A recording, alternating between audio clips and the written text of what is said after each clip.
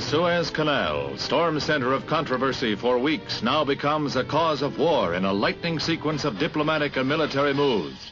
Since its seizure and nationalization by President Nasser of Egypt, the vital waterway has precipitated a new crisis in the already tense Middle East.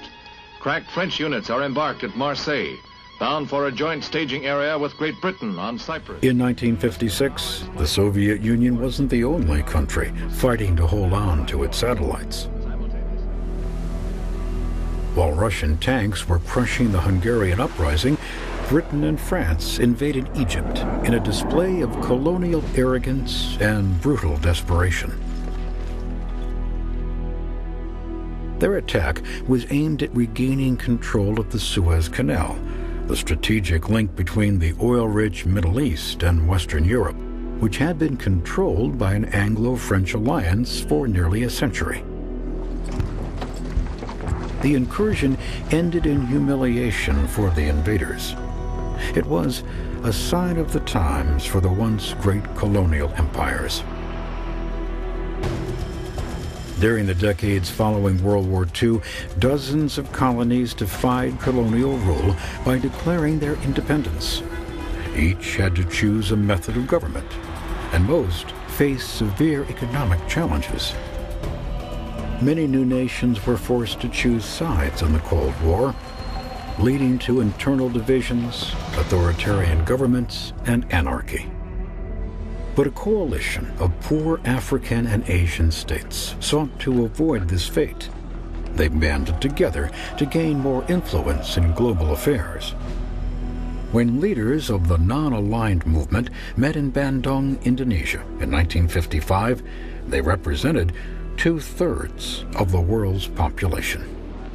It is a new departure in the history of the world that leaders of Asian and African peoples can meet together in their own countries to discuss and deliberate upon matters of common concern. Egypt's president, Gamal Abdel Nasser, represented the rising tide of Arab nationalism in the Middle East. He described his form of government as moderate socialism, explaining it as socialism without capitalists, without imperialists, and without communists. But Nasser and other shrewd leaders played the two superpowers against each other to gain military and economic aid. American leaders suspected that many non-allied nations were under communist influence and tried to change their governments. In 1953, the Prime Minister of Iran, Mohammad Mossadegh, became the target of the U.S. Central Intelligence Agency's first regime change action. The CIA engineered a coup to get rid of Mossadegh, and then vested power in the Shah of Iran. The Shah became a staunch ally of the West.